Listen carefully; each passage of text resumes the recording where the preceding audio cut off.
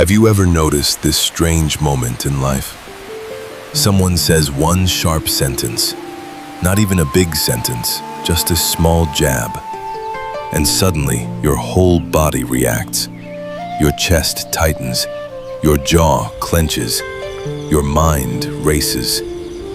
It feels like they pulled a string inside you and made you move. Now here is the question that can change everything.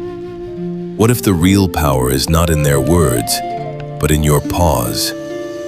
What if the victory is not over them, but over the impulse that controls you? In the Buddha's teaching, peace is not a prize you earn by defeating people. Peace is a freedom you discover when you stop being dragged. Tonight, we will speak about calmness under provocation, not as a strategy to win over others, but as a path to stop suffering and stop creating karma. We will learn how to stay steady when someone tries to push your buttons, how to keep dignity without anger, how to set boundaries without hatred, how to let insults fall like stones into a deep lake without turning your mind into a storm. Welcome, dear friends, to Buddha Peaceful Mind. If you are here because you are tired of reacting, tired of losing your peace, tired of feeling controlled by other people's emotions, you are in the right place. If this teaching supports you, you are warmly invited to like the video and subscribe to Buddha Peaceful Mind, so these long, gentle Dharma talks can continue reaching more hearts who need calm in a noisy world. Now, let us begin with a simple truth. Calmness is not weakness. Calmness is not suppression. Calmness is not pretending you feel nothing. Calmness is clarity. Calmness is choice. Calmness is the space where wisdom can enter. The Buddha taught that life is full of contact. A sound contacts the ear. A word contacts the mind. A tone contacts the heart. Then feeling arises. Pleasant, unpleasant, neutral. Then the mind reacts, often without permission. This is where most suffering begins. Not in the sound itself, but in the mind's habit of adding a second fire. The Buddha used a famous image, the two arrows. The first arrow is the pain life brings, a criticism, a provocation, a disrespectful tone. The second arrow is the suffering we add, the replaying, the anger, the revenge fantasy, the need to prove, the need to punish. You cannot always avoid the first arrow, but you can learn not to shoot yourself with the second. This is awakening in daily life. So when you are provoked, the first practice is simple. Name the first arrow. This is unpleasant. Then see the second arrow trying to appear. The mind wants to explode. The mind wants to defend. The mind wants to win. Then breathe. Say quietly inside, I will not add the second arrow. One breath may feel small, but one breath can protect a whole life.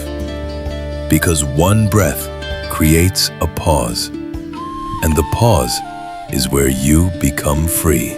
Now, people often say, the calmer you are, the more you win. But in Dharma, the meaning is deeper. When you stay calm, you stop being manipulated. When you stay calm, you stop giving your mind away. When you stay calm, you stop planting harmful karma.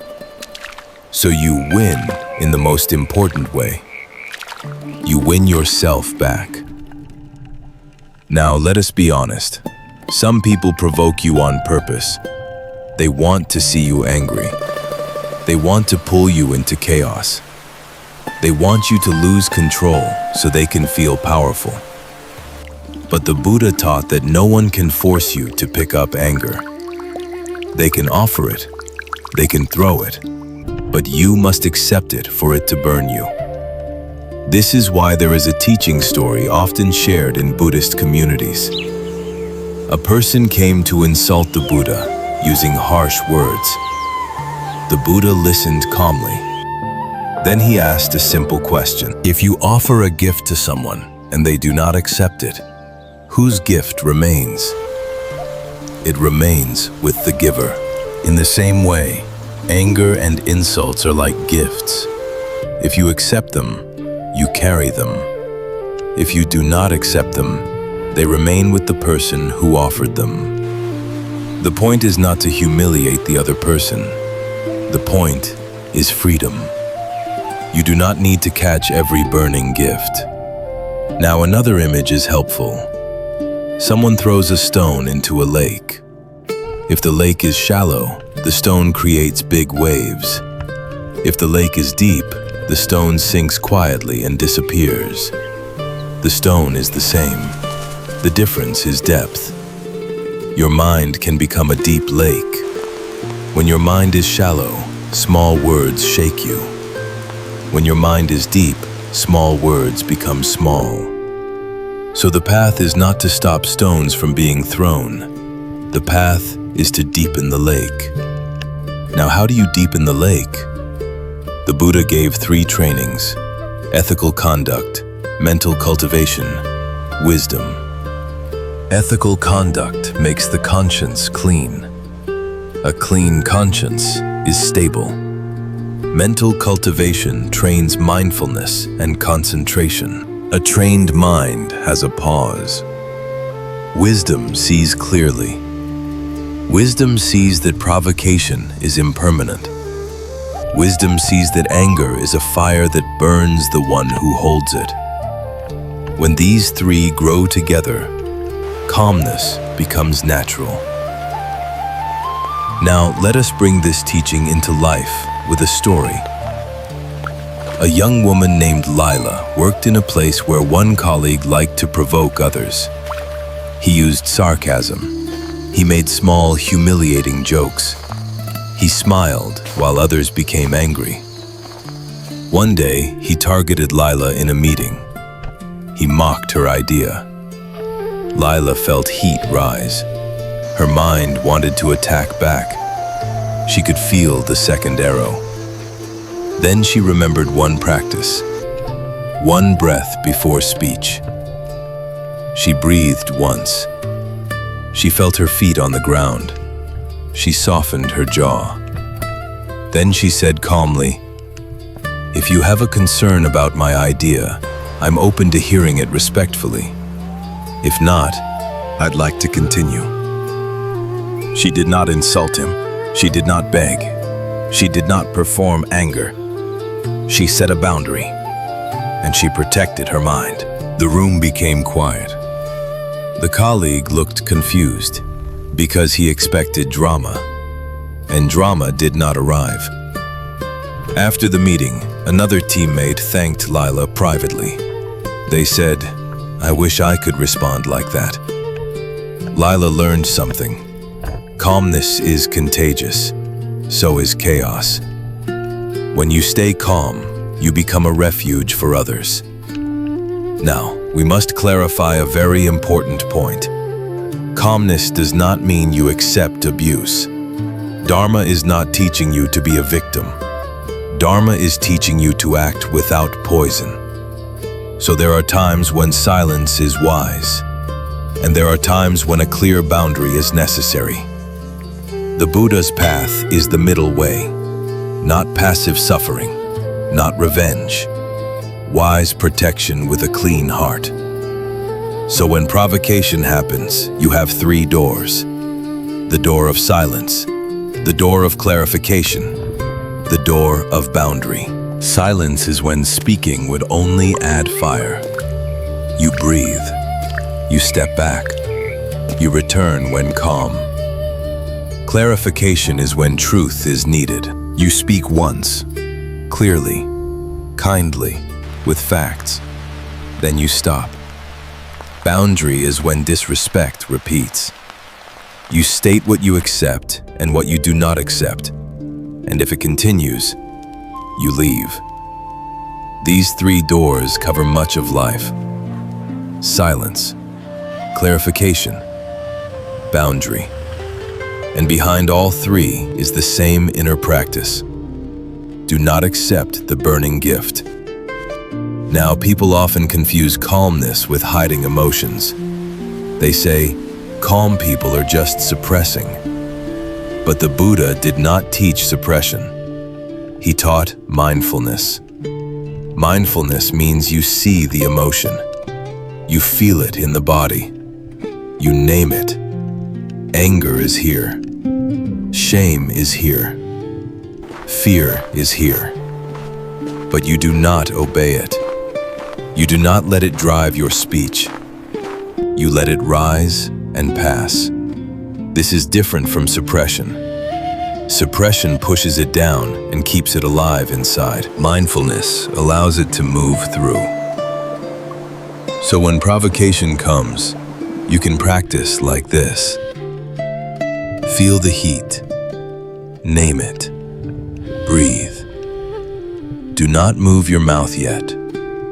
This is simple, but it is powerful. Now let us go deeper.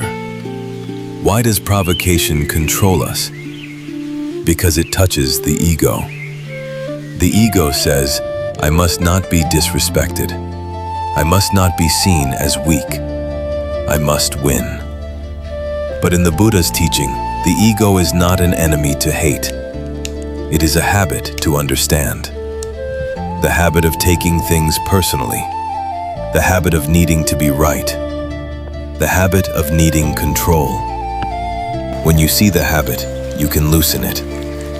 So when someone provokes you, ask a brave question. What button did they press? Was it pride?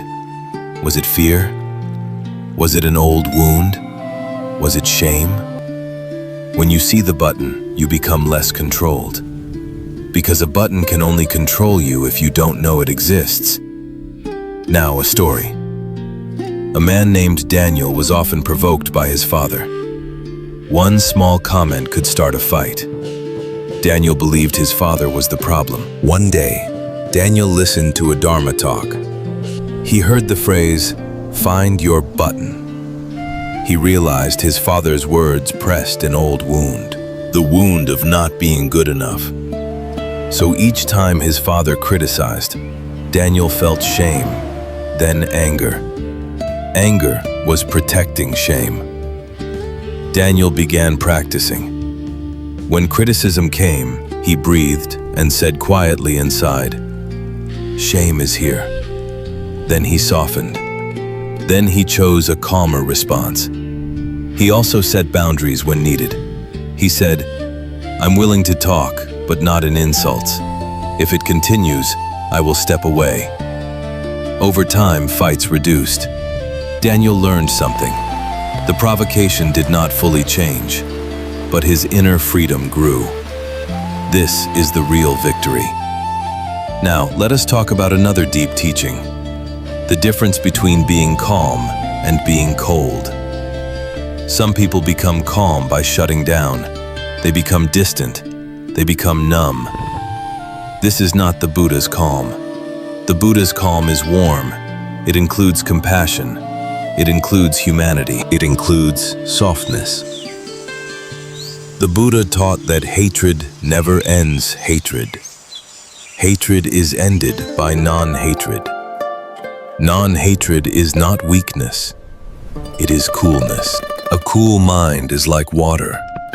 It does not burn. It cools fire. So when someone is provoked, the practice is to keep the mind cool.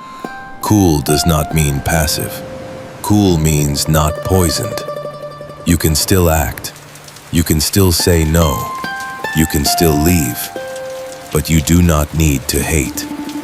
Now let us tell a small story about coolness. A shop owner named Somchai was accused by a customer. The customer shouted, saying Somchai was cheating. Somchai felt embarrassment. He felt anger. He paused. He breathed. He chose the door of clarification. He said, "I understand you're upset. Here is the receipt and the price list. If there is a mistake, I will correct it. If there is no mistake, I ask that we speak respectfully." The customer looked. He realized he had misunderstood. His anger dropped. Somchai did not win by shouting. He protected his business and his mind with calm clarity. Somchai later said, "The real shop I needed to protect was my mind." This is Dharma. Now, let us talk about what calmness gives you in difficult moments. Calmness gives you time. Time gives you choice. Choice gives you dignity. When you react fast, you plant karma fast. When you pause, you can plant a different seed. So the practice is to become a person who pauses. And you can train this.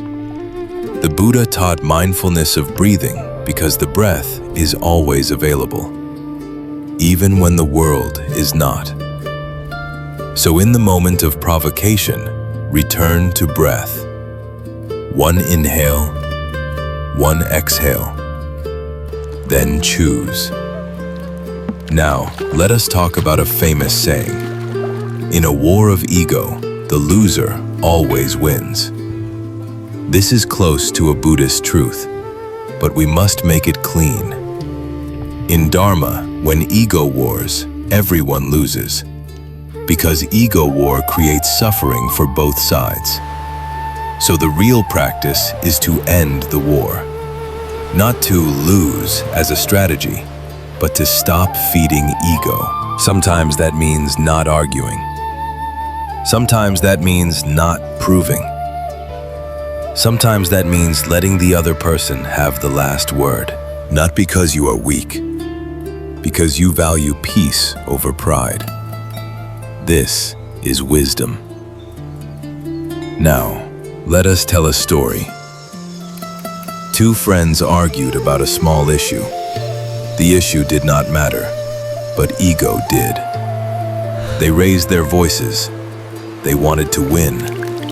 They wanted the other person to admit wrong. One friend paused and said, "I care about our friendship more than being right. Let's stop and talk later." At first, the other friend stayed angry. Then, later, they apologized. The argument ended. This is how peace wins. Not by crushing the other, by protecting the relationship and the mind. Now, some people ask, what if the other person never apologizes? What if they stay arrogant? Then your practice becomes deeper. You do not practice calmness to control them. You practice calmness to free yourself. You can still set boundaries. You can still create distance. You can still leave harmful environments. But you do it without carrying hatred. Because carrying hatred is carrying a heavy stone. The Buddha asked us to put down stones, not collect them. Now, let us talk about patience. There is an old teaching. If you can endure one moment of anger, you avoid many days of sorrow. This is true. Anger is expensive. It costs relationships. It costs opportunities. It costs health. It costs dignity. A single angry sentence can destroy trust. A single angry moment can create regret that lasts years. So patience is not weakness. Patience is protection. Now, in Buddhism, patience is one of the greatest virtues, because patience protects karma. Patience does not mean you accept harm.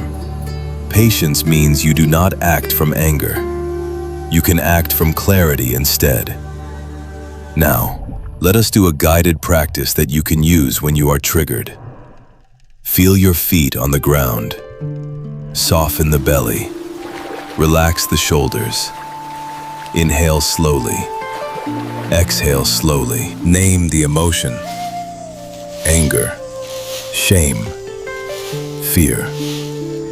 Then ask, what is the wise next step? Silence, clarify, boundary. Choose one. Then stop. Do not keep feeding the moment. Now, another deep teaching is this. The calmer you are, the more others may lose control. This can be true, but if you use calmness to defeat them, your calmness becomes ego again. So the Buddha's calmness has a different intention. Your calmness is not a weapon. It is a refuge. Your calmness is not a strategy to control. It is a practice to free. So if the other person becomes more chaotic, do not enjoy it. Do not secretly feel superior. Just stay kind. Stay clear. Stay safe. This is mature calmness. Now, we will go deeper into the habits that make calmness difficult. One habit is feeding the mind with conflict. If you watch angry debates all night, your mind becomes hot. If you scroll drama constantly, your mind becomes restless. If you surround yourself with gossip, your mind becomes sharp. So calmness is not only what you do in the moment, it is what you train every day. If you want calmness in the storm, train calmness in ordinary days. Now, a story. A man named Hui used to argue online every night. He went to sleep with anger. In the morning, small comments from family felt like attacks. He snapped easily. He changed one habit. No conflict content at night. 10 minutes of breathing. Sleep earlier. After 2 weeks, he noticed something. People did not change much, but his reactions changed. He became cooler.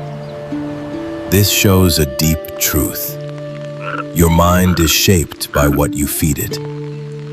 Now, let us speak about the line. Tam ding tak ji sin, tam dong tak me. When the mind is still, wisdom is born. When the mind is agitated, delusion appears. This is deeply Buddhist. When the mind is agitated, you misread, you exaggerate, you assume, you attack, you regret. When the mind is still, you see clearly, you respond wisely, you protect what matters. So calmness is not only peace, calmness is wisdom. Now, let us bring in one more story. A story about saving a relationship. A couple argued often. The husband provoked, the wife reacted. The wife provoked, the husband reacted. They were trapped. A teacher gave them one practice. In any argument, the first person to take a breath and lower the voice becomes the protector of the relationship. At first, it felt like losing, but it was actually saving. The couple practiced. One breath, one softer sentence, one pause. Over weeks, the fights became smaller. The relationship became warmer. They learned something. The person who pauses is not losing. The person who pauses is leading. Now, let us speak about leadership. True leadership is not controlling others. True leadership is mastering oneself. So when you are calm in provocation, you become a leader of your own mind. And this is the highest leadership. Now, we will talk about boundaries again, because many people need this. Some spiritual teachings make people think boundaries are unkind. This is not true. A boundary is a form of compassion. It prevents harm. It prevents resentment. It prevents violence. A boundary says, I will not participate in disrespect. You can say, I'm willing to talk when we are calm. I will not respond to insults. If this continues, I will leave and we can speak later. Then you must follow through. A boundary without action becomes negotiation. A boundary with action becomes protection. Now, A story. A woman named Hannah had a friend who constantly mocked her. Hannah laughed, but inside she suffered. She feared losing the friendship. One day, Hannah practiced calm courage. She spoke privately. She said, "I care about you, but I don't feel safe when you joke about me like that. I'm asking you to stop. If it continues, I will spend less time together." The friend said, "You are too sensitive." Hannah stayed calm. She said, "I'm not debating my feelings. I'm setting a boundary." The friend changed slowly, and Hannah respected herself more. This is a deep teaching. Self-respect is part of calmness. A calm person is not someone who accepts everything. A calm person is someone who knows their value and protects it without hatred. Now, we will move into a longer practice section. Because a Dharma talk should not only inspire, it should train. So here is a simple daily training for calmness. Morning. Before you touch your phone, take 3 breaths. Set intention. Today, may I not add suffering. Today, may my speech be gentle. Today, may my mind be cool. During the day, practice 3 pauses. Before speaking, before sending a message, before reacting. Even 1 second is training. Evening. Review your day gently. Where did I react from fire? Where did I respond from clarity? Forgive yourself. Commit to 1 small improvement. This is how calmness becomes habit. Now, let us talk about repair. You will fail sometimes. You will react. You will say something you regret. The Buddha did not demand perfection. He taught return. Return means you admit, you apologize, you correct, you practice again. Repair is strength. Now a story. A man practiced calmness, but one day he exploded. He insulted someone. He felt regret. He wanted to quit practice. He said, "I failed." A teacher said, "Failure is not the end. Not returning is the end." So the man returned. He apologized sincerely. He made amends. He practiced again. Over time, his pauses became longer. His anger became softer. His life became steadier. This is the path. Now, because this is a long talk, we will add a guided meditation you can listen to whenever you feel provoked. Sit comfortably. Feel the breath. Inhale gently. Exhale slowly. Bring to mind a situation where you are often triggered. Do not choose the most painful first. Choose a moderate situation. Now feel the body. Notice where you hold tension. Jaw, chest, belly. Breathe into that place. Now say quietly inside, "I can feel this, and I can choose." Now imagine the trigger comes. A sentence, a tone. Imagine yourself pausing. 1 breath. Then choosing one of the 3 doors. Silence, clarification, boundary. See yourself responding with calm dignity. Now breathe again. This mental rehearsal is also training. Your brain learns calmness like a muscle. Now, let us talk about the final gift of calmness. Calmness does not only change how others see you, it changes how you see yourself. When you stop reacting, you begin to trust yourself. You become a person who can hold heat without burning others. You become a person who can meet conflict without becoming conflict. This is spiritual maturity. Now, let us be very clear about the intention again.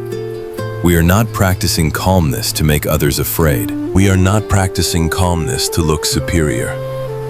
We are not practicing calmness to win. We are practicing calmness to reduce suffering, to stop planting harmful karma, to protect relationships, to protect health, to protect peace. Now, before we close, let us place a final subtle invitation. If this talk is helping you, you are welcome to like the video and subscribe to Buddha Peaceful Mind. It supports the sharing of long, calming Dharma reflections for hearts that want a quieter life. Now, we will close with a simple vow you can keep. Today, I will not add suffering. When provocation comes, I will breathe. When anger rises, I will pause. When disrespect repeats, I will set a boundary. When I fail, I will return.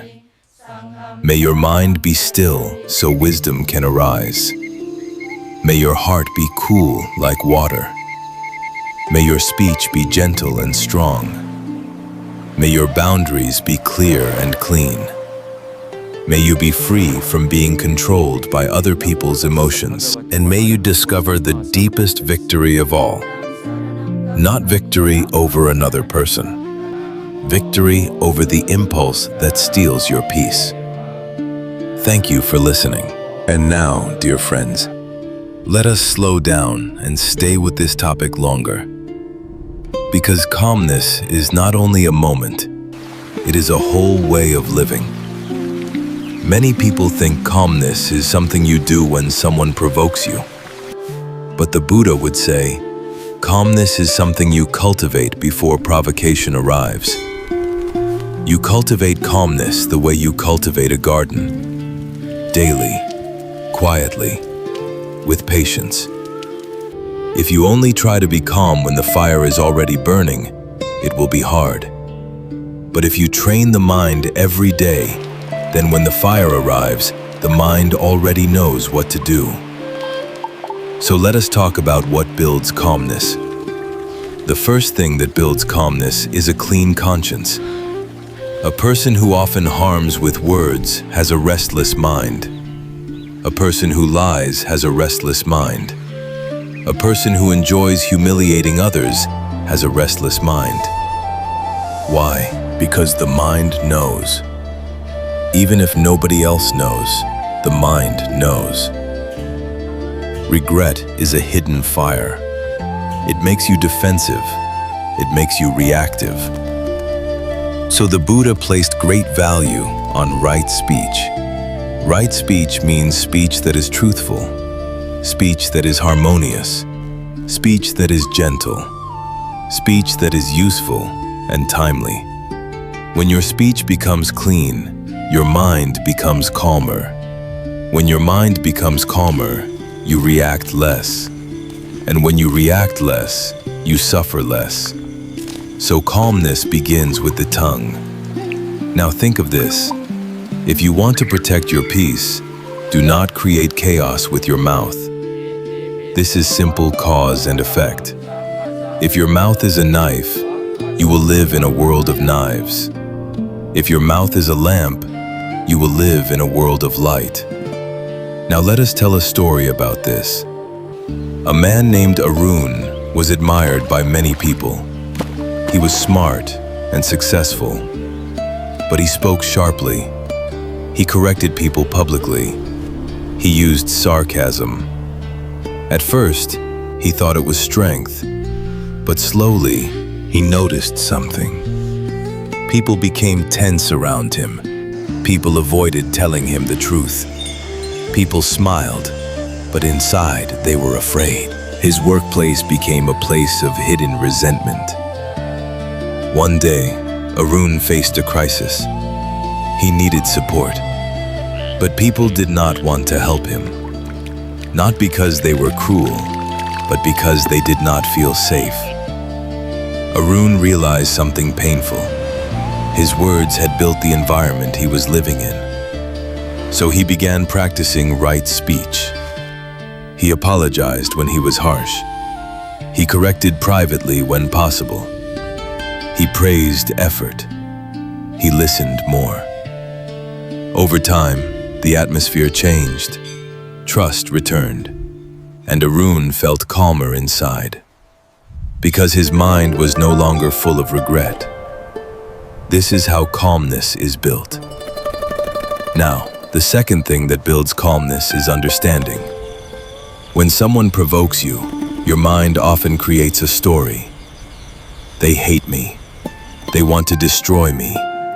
They are disrespecting me on purpose. Sometimes this story is true. Often, it is not fully true.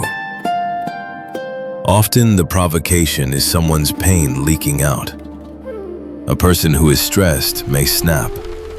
A person who is afraid may attack. A person who is insecure may provoke. A person who feels powerless may try to create power through words. This does not excuse harm, but it changes how you hold it. When you understand, you stop taking everything personally, and that is calmness. Now, a story. A woman named Mira was often provoked by a coworker. The coworker criticized her in front of others. Mira became angry every time. One day, Mira learned that the coworker was going through a painful divorce. The coworker was sleeping poorly. She was afraid of losing her job. Her criticism was a shield. Mira did not suddenly become best friends with her, but something softened. Mira stopped believing the criticism was a statement of her worth. She saw it as a symptom of suffering. So Mira responded differently. She became clearer. She set boundaries when needed, but her heart was not burning. This is calmness through understanding. Now, the third thing that builds calmness is accepting impermanence. The Buddha taught that everything changes. Words arise and pass. Moods arise and pass. Conflicts arise and pass.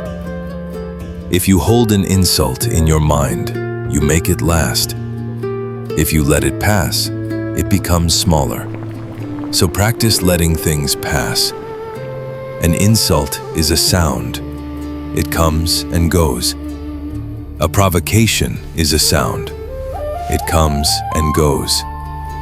If you do not build a house inside it, it cannot live long. This is a key practice. Now we will do a short contemplation. Think of the last time someone provoked you. How long did the actual moment last? Maybe 10 seconds. Maybe 1 minute. How long did your suffering last? Maybe 10 hours.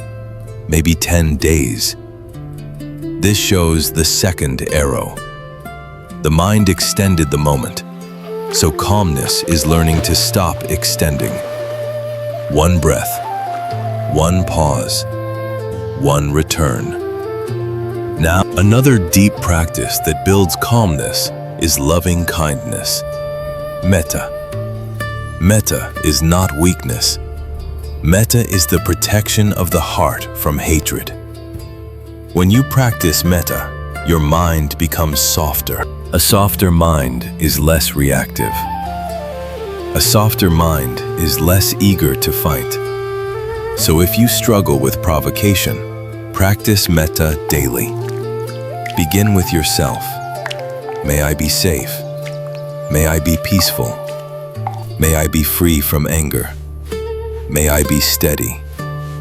Then extend to someone you love. Then extend to someone neutral. Then, if you can, extend to someone difficult. May you be free from the ignorance that makes you harm. May you be peaceful. This does not mean you trust them. It means you release hatred so you can be free. Now, we will tell a small story about metta. A man named Yusuf had a neighbor who often shouted. The neighbor was rude. Yusuf felt anger every time.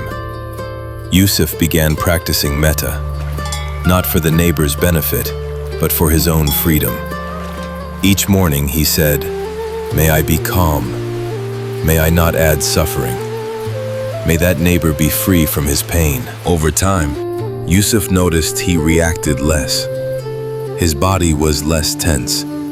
He could set boundaries without shaking. One day, the neighbor became quieter. Later, Yusuf learned the neighbor had been dealing with sickness and fear. Metta did not make Yusuf naive. Metta made Yusuf free. Now, let us go deeper into the idea of not being controlled.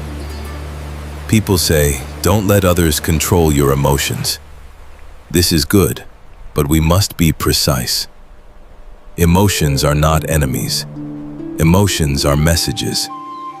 Anger often says, a boundary was crossed.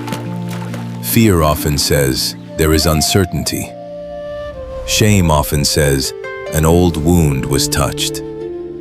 So the practice is not to destroy emotion. The practice is to listen without obeying.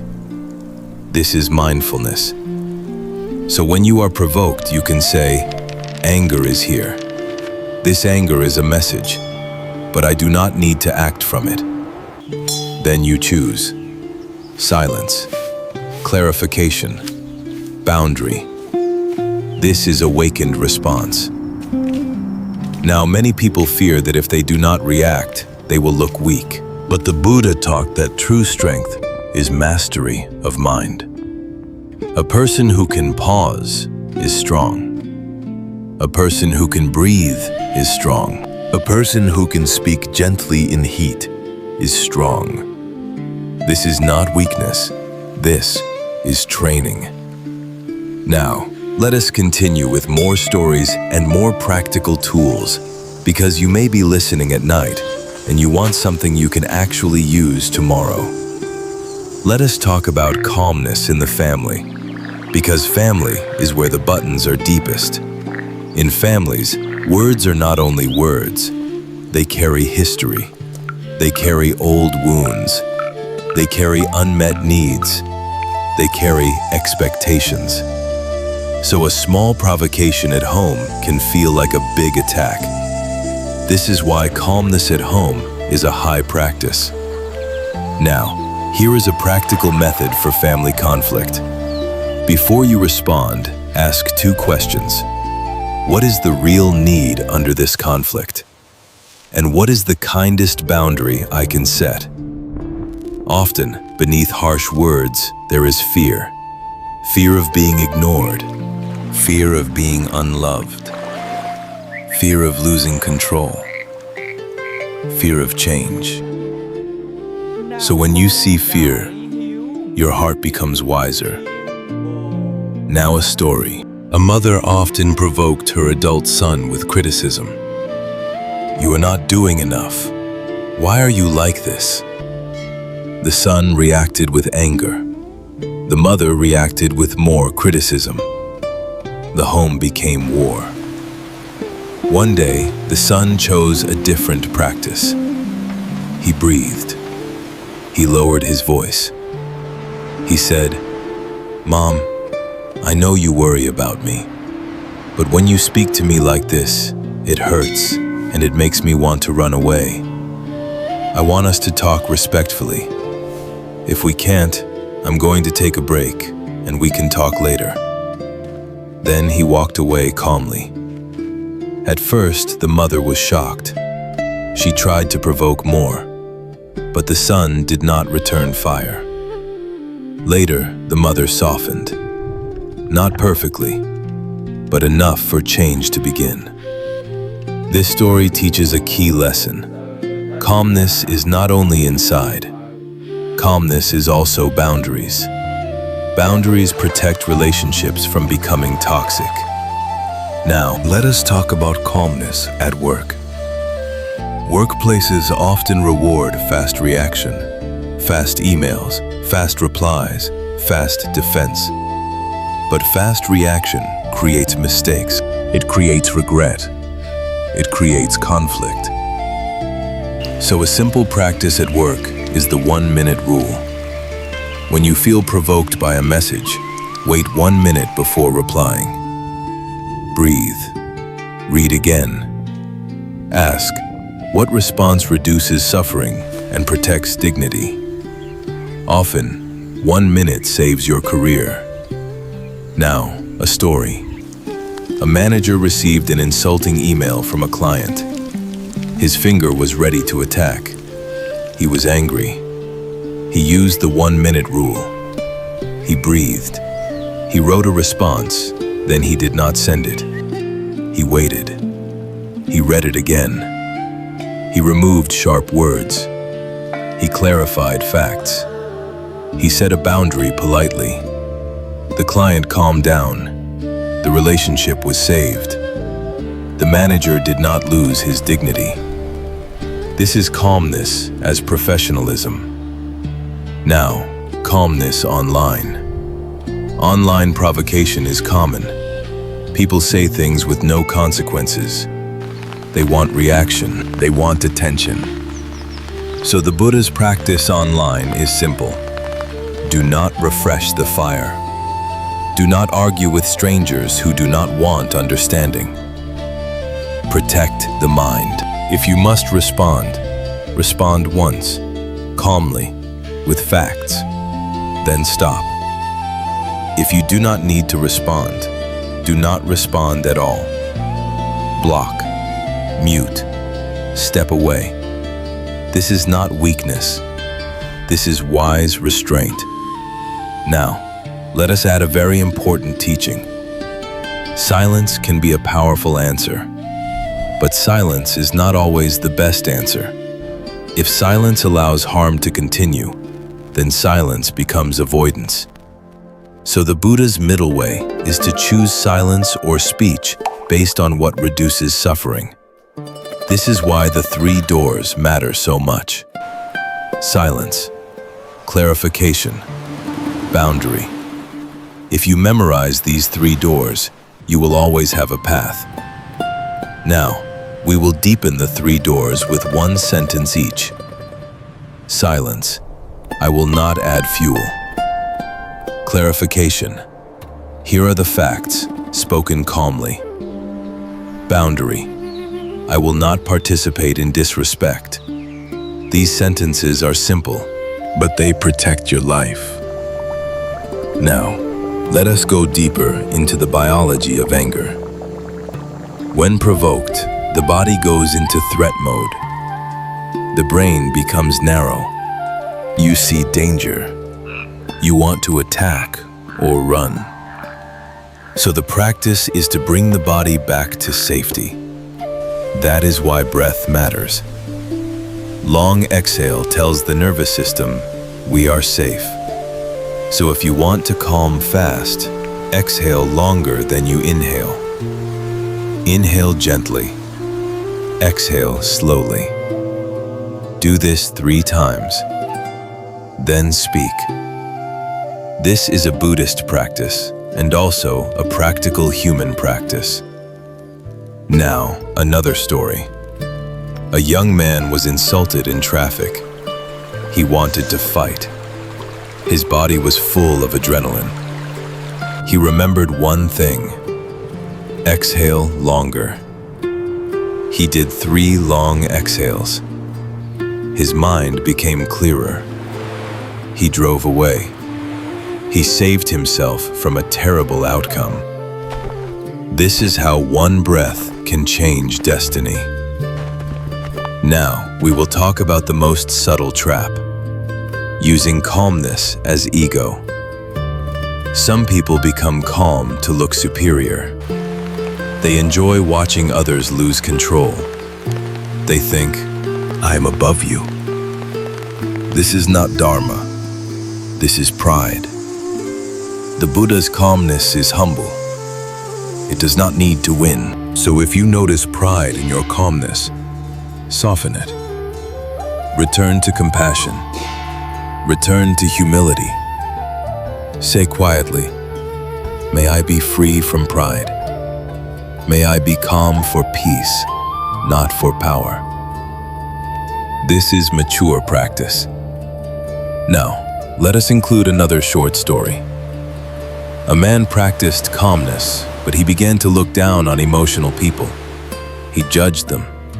He became cold. A teacher said, "Your calmness has become another identity. Drop it." The man learned to be calm and warm. He learned to be steady and kind. He learned to respect human emotion. This is the Buddha's calm. Now, we will continue with a longer practical training, because to live calmness, you need repetition. So let us build an 80-minute talk into a clear path that you can follow for 30 days. Here is a 30-day training that builds calmness without turning you cold. Week 1 is the week of the pause. Your only goal is this. Before you respond in any conflict, take one breath. One breath before speaking. One breath before typing. One breath before sending. That is it. You will fail sometimes. That is okay. The practice is return. Week 2 is the week of the body. When provoked, you notice the body first. Tight jaw, fast heart, hot chest. You soften the body. Relax the jaw. Lower the shoulders.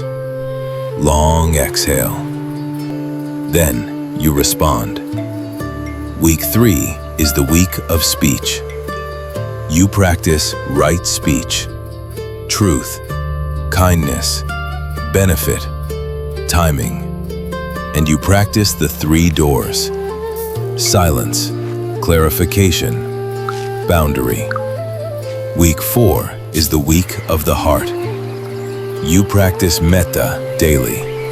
5 minutes. May I be peaceful. May others be peaceful. You practice compassion. You try to see the suffering behind harshness. You protect yourself, but you do not hate. After 30 days, you will not be perfect, but you will be different. Your mind will trust you more. Your relationships will feel safer. Your life will feel less reactive.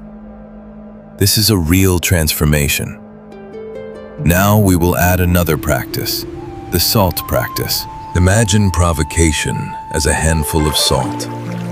If your heart is a small cup, it becomes bitter. If your heart is a large lake, it stays sweet. So each day you expand the lake by doing one thing. You do one act of generosity. You do one act of patience. You do one act of mindful breathing. You do one act of restraint. These acts are water. Over time, the lake becomes deep, and when someone throws salt, it dissolves. Now, a story. A woman was constantly criticized by a family member. She felt bitter for years. Then she began practice, not to change the other person, to deepen her lake. She meditated 10 minutes daily. She practiced kindness. She built a life of meaning. She spent time with wise friends. Over time, the criticism still came, but it did not destroy her. She said, "I realized my heart was small because my life was small. When my life became deeper, words became smaller." This is a powerful lesson. Depth is protection. Now we will speak about the deepest victory again. The deepest victory is not winning an argument.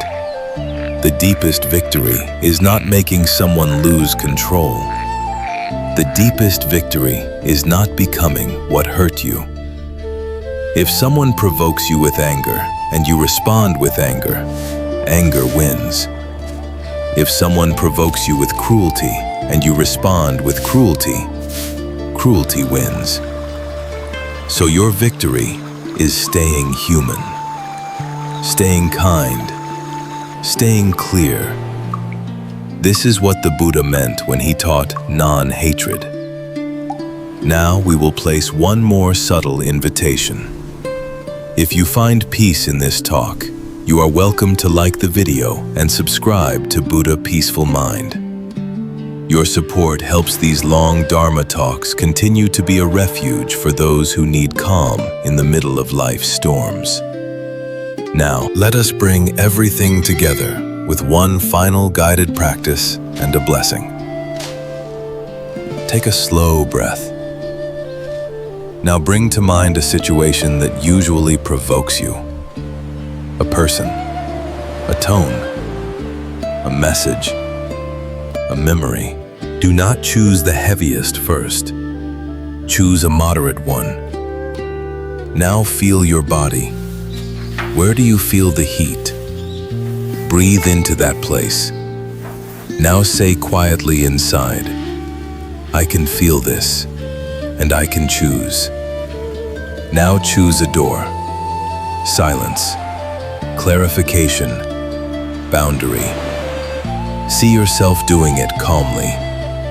Now imagine the urge to prove, to win, to attack. See it like a wave. Do not suppress it. Do not obey it. Let it pass. Now return to breath. This practice is simple, but it is the path. Now, dear friends, remember this. If you can stay calm, you do not only protect yourself, you protect everyone around you. Because calmness stops chains of harm. One person pauses, one argument ends, one relationship is saved, one child grows up in a calmer home, one workplace becomes safer. So your calmness is not only personal, it is compassionate. May your mind become still so wisdom can arise. May your heart become deep like a lake. May your speech be gentle and strong. May your boundaries be clean. May you be free from being controlled by other people's storms. And when you feel yourself fail, may you return with kindness. Return is the path. Return is the practice. Return is victory. Thank you for listening, dear friends. And because you are still here, let us go deeper into why calmness feels so powerful. In ordinary life, most people are controlled by the 8 worldly winds. Praise makes them high. Blame makes them low. Gain makes them excited. Loss makes them fearful. Fame makes them intoxicated. Disrepute makes them ashamed. Pleasure makes them cling.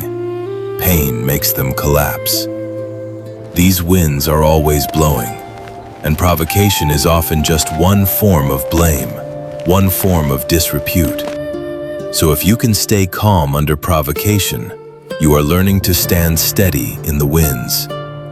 This is spiritual maturity. The Buddha taught equanimity, upekkha, as a balanced mind. Equanimity is not indifference. Equanimity is the mind that does not swing wildly. It does not mean you do not care. It means you care without losing yourself. So when someone tries to provoke you, it is an equanimity training. Feel the wind, but do not be blown away. Now, a simple equanimity phrase helps. This too will pass. I will do what is wise, and I will not cling. Repeat it quietly when you feel heat rising. This too will pass. I will do what is wise, and I will not cling. Now, let us talk about the noble eightfold path, because calmness is not only one skill, it is supported by the whole path.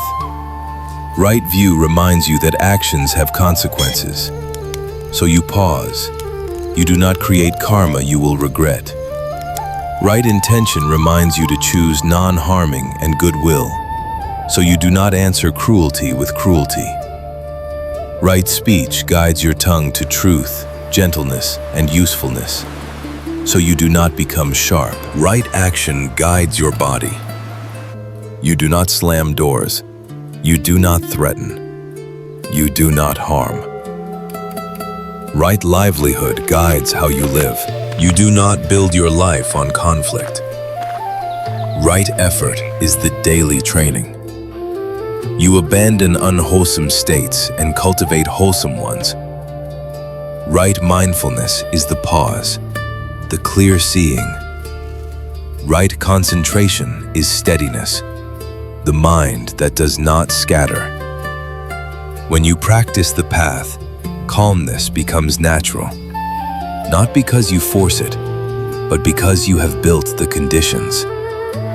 So if you want calmness, do not only train the moment, train the life. Now, let us add a small story about training the life. A man named Kiet wanted to be calm. He listened to teachings, but in daily life he drank heavily, slept late, argued online, and spoke harshly. Then he wondered why he exploded easily. A teacher said, "You are trying to be calm in the storm, but you are training storms every day." Kiet laughed. Then he understood. He changed small habits. He slept earlier. He reduced intoxication. He stopped watching anger content. He practiced 10 minutes of breathing. He apologized when he was harsh. After 1 month, he noticed a change. He was not perfect, but he was less reactive.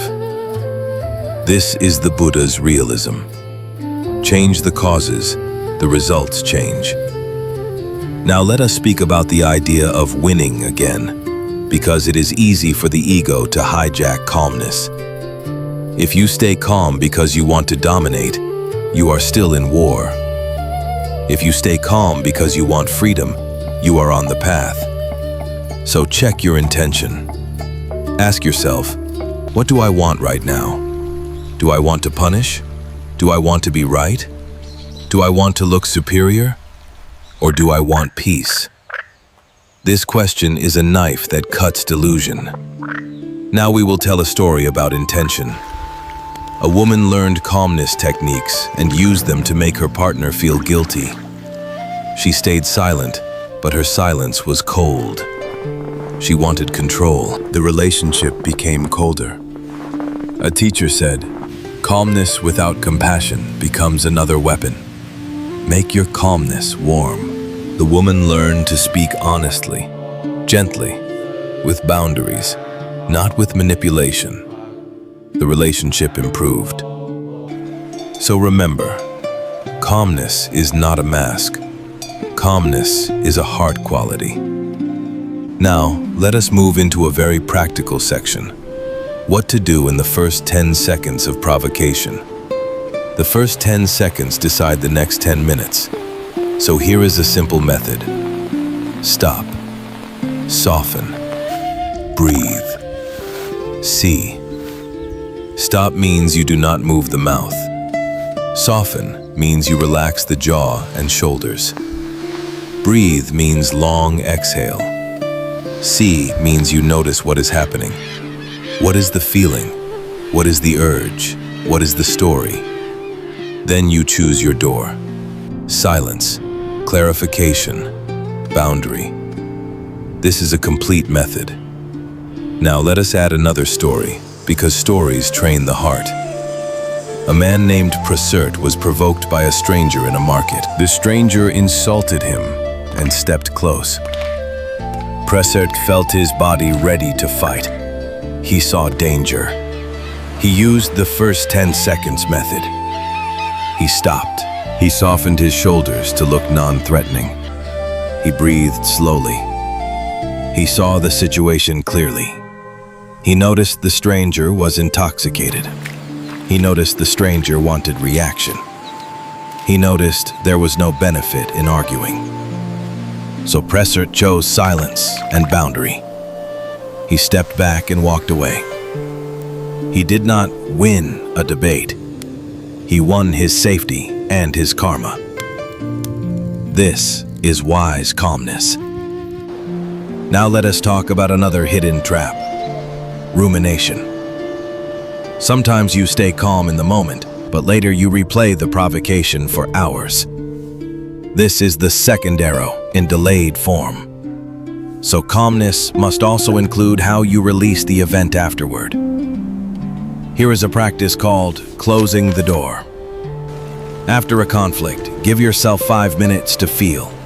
Then do a closing ritual. Breathe. Say, "This moment has ended. I will not keep the door open." Then shift the body. Walk. Drink water. Stretch. Wash your face. Do something physical. This tells the nervous system the threat is over. Then, if you need to reflect, reflect with wisdom. What did I learn? What boundary do I need? What repair is needed? Then stop. Do not replay endlessly. This is very important. Now a story. A woman named Dao was calm during a meeting where she was criticized, but at night, she replayed it and could not sleep. She felt angry. She learned the closing practice. After each conflict, she wrote 3 lines. What happened? What I feel? What I will do next time? Then she closed the notebook and breathed. She told herself, I have learned. I will rest. Her sleep improved. This is calmness after the moment. Now we will speak about the most important boundary of all, internal boundary. The internal boundary is the decision not to let someone live in your mind. If you keep replaying, they are living in you. If you keep planning revenge, they are living in you. So the internal boundary is this: I will not rent my mind to this moment. This is freedom. Now, a story. A man was insulted publicly. He stayed calm, but for months he imagined revenge. He suffered. Then he realized, I already left the scene, but I am still holding the scene. He practiced letting go. He practiced metta. He practiced forgiveness, not to excuse the insult, but to free himself. He still kept boundaries with that person, but inside, the poison dissolved. This is the end of the second arrow. Now let us return to compassion again, because compassion is what keeps calmness from becoming cold. Compassion says, I see your suffering, and I will not add to it. Compassion does not mean I allow you to harm me. Compassion means I will protect myself without hatred. This is a beautiful balance. Now a final teaching before we close. The Buddha taught that the mind is the forerunner of all things. Mind leads, mind shapes. So when you train calmness, you are training the future. Your children learn from your pause. Your partner learns from your tone. Your co-workers learn from your restraint. Your friends learn from your humility. Calmness becomes karma. Karma becomes destiny. So your calmness is not small. Now, breathe gently, and we will move into the final closing with a clear summary you can remember for the rest of your life. Here is the summary. Calmness is not weakness. It is clarity and choice. Provocation is the first arrow. Your reaction is the second arrow. You cannot always control the first. You can train to avoid the second. One breath creates a pause. The pause is freedom. Use the 3 doors. Silence when speech would add fire. Clarification when truth is needed. Boundary when disrespect repeats. Be calm, but do not be cold. Be kind, but do not be naive. Protect yourself without hatred. Train calmness daily. Sleep. Reduce conflict input. Practice breath. Practice metta. Practice right speech. And when you fail, return. Apologize. Repair. practice again. Return is the path. Now, dear friends, if you have listened this far, you have already practiced something. You have practiced staying with calmness. You have practiced hearing a different way. If this talk brought you comfort, you are welcome to like the video and subscribe to Buddha Peaceful Mind. It helps keep these long teachings available as a refuge for anyone who needs a quieter heart. Now we will end with a closing blessing. May you be safe. May you be steady. May your mind be deep like a lake. May your heart be cool like water. May your speech be gentle and strong. May your boundaries be clear and clean. May you not be pulled by other people's storms. May you not add suffering with your mouth. May you be a refuge for yourself and for others. And when provocation comes, may you remember the simplest practice of all. Pause. Breathe. Choose. And before we truly finish, let us answer a few questions that often appear in the mind when people try to practice calmness. What if I stay calm and people think they can disrespect me? This is why we practice boundaries. Calmness is your inner state. Boundaries are your outer structure. You can be calm and still be firm. You can be gentle and still say no. You can be compassionate and still leave. So remember, calmness without boundaries becomes pain. Boundaries without calmness become war. We practice both. What if I stay silent and the other person keeps attacking? Then silence is no longer wise. You may need the boundary door. You can say one sentence. I will not continue this conversation if you speak to me like this. If you want to talk respectfully, I'm here. If not, I'm leaving. Then you follow through. Do not threaten. Do not explain too much. Just act. This is clean. What if I am calm outside but burning inside? Then you are suppressing, and suppression will return later. So bring calmness to the inside too. After the moment, give yourself care. Breathe. Walk. Journal. Talk to a wise friend. Meditate. Let the wave move. Calmness is not pretending. Calmness is processing without harming. What if I cannot be calm because the other person is my family? Family buttons are strong, so start small. Do not aim for perfect calm. Aim for one breath. Aim for one softer sentence. Aim for one pause. Over time, the nervous system learns. What if I am afraid that if I do not defend myself, people will believe lies? Then you may need clarification. Speak once with facts, then stop. Let your conduct speak. Let time reveal. Defending yourself does not require anger. It requires clarity. Now, let us talk about a longer story, because sometimes one story can teach what 10 concepts cannot. A man named Min worked hard to be respected. He cared deeply about his image. When people criticized him, he reacted strongly.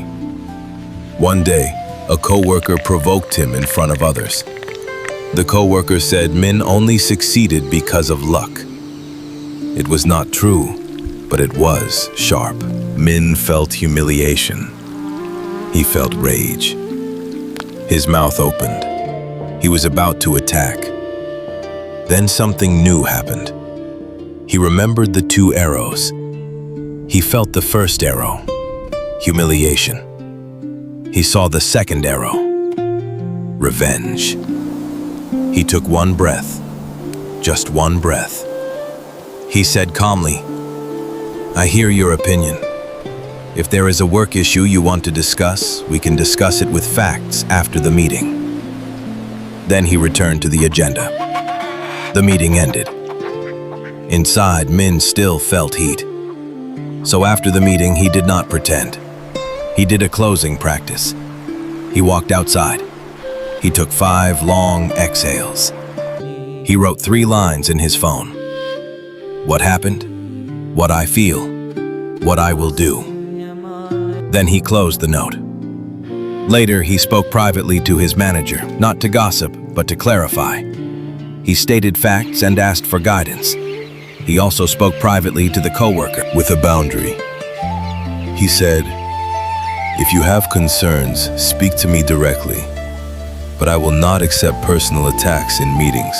The coworker reacted defensively, but Min stayed calm and repeated the boundary.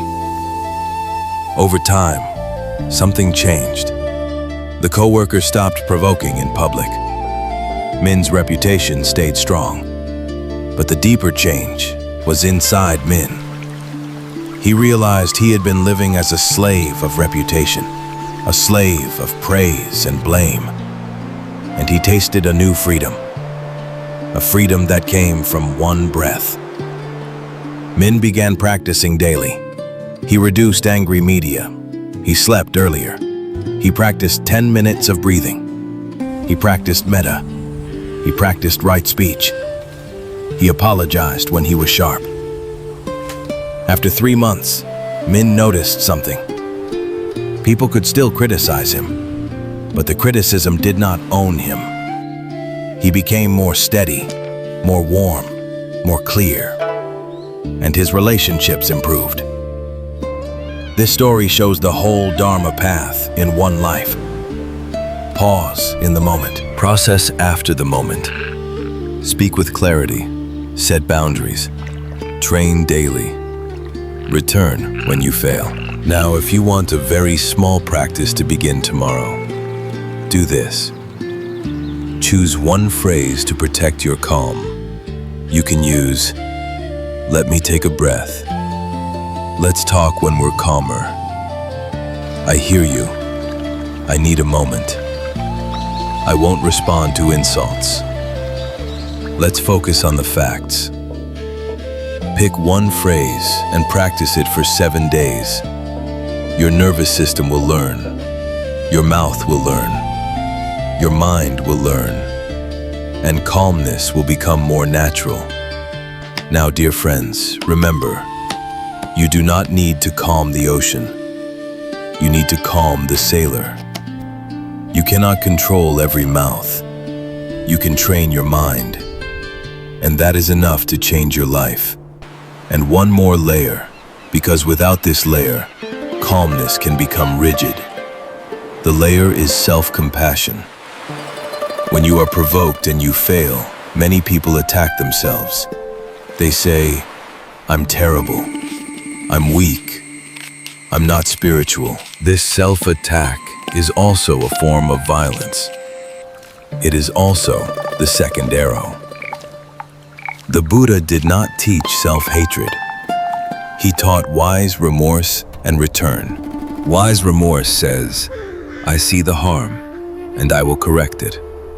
Self-hatred says, "I am hopeless." So if you failed today, do not become your own provocateur. Treat yourself like a student, not like an enemy. Say, "I reacted. I can learn. I can return." Then do one repair. Apologize if needed. Rest. Practice one breath. Start again. This is the path. Now, let us speak about forgiveness, because many provocations leave residue. Forgiveness is not forgetting. Forgiveness is not approving harm. Forgiveness is releasing poison. If you keep hatred, you keep the person inside your body. You keep the event alive. You keep suffering. So forgiveness is for your freedom. You can forgive and still set boundaries. You can forgive and still keep distance. You can forgive and still protect yourself. Forgiveness means you stop feeding revenge inside your mind. A simple forgiveness phrase is this: I release this from my heart. I will not carry this poison. May I be free. May you learn. If you cannot say it for the other person, say it for yourself. May I be free. Now, we will end with one final guided practice. A practice you can listen to anytime you feel provoked, even after the moment. Sit comfortably. Feel your breath. Inhale gently. Exhale slowly. Place attention on the heart area. Say quietly, may I be safe. May I be calm. May I be free from hatred. May I respond with wisdom. Now, think of a difficult person, not the most painful one, a moderate one. Say quietly, may you be free from the suffering that makes you harm. May you be peaceful. Now return to yourself. May I have clear boundaries. May I have a soft heart. May I have a steady mind. Now imagine the next time provocation appears. See yourself pausing, breathing, choosing, silence, clarification, boundary. See yourself walking away if needed, with dignity. See yourself speaking calmly if needed, with clarity. See yourself resting afterward, not replaying. Now breathe again. This is training.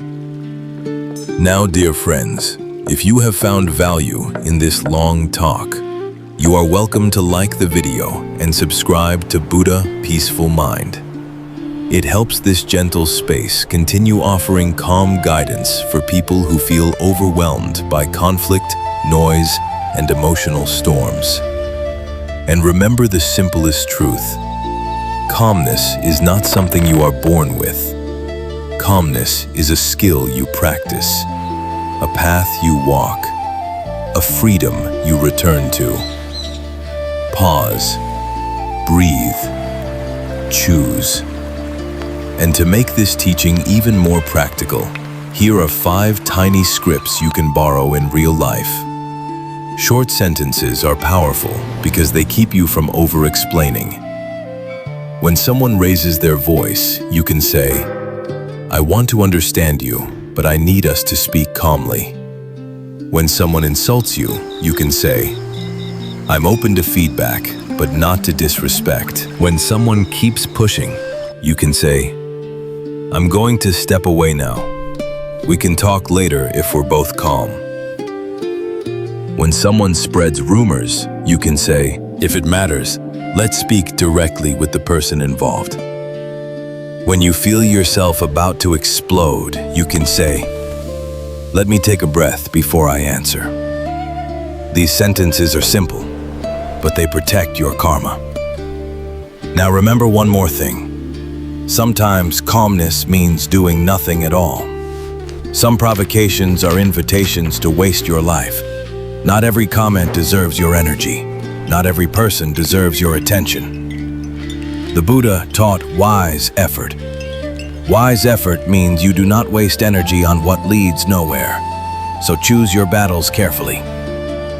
Ask, will this matter in 1 week? Will this matter in 1 year? Will this matter at the end of my life? If not, breathe and let it go. This is not avoidance. This is wisdom. And now, truly, we end with one last reminder you can carry like a small lamp in your pocket. If you protect your mind will protect you. Thank you, dear friends. Before you go, let us place one final vow in the heart. Today, I will not hand my peace to another person. Today, I will not let my tongue become a weapon. Today I will pause long enough for wisdom to enter. If you remember nothing else, remember this. The world may be noisy, but you do not have to become noise. The world may be sharp, but you do not have to become sharp. You can be water.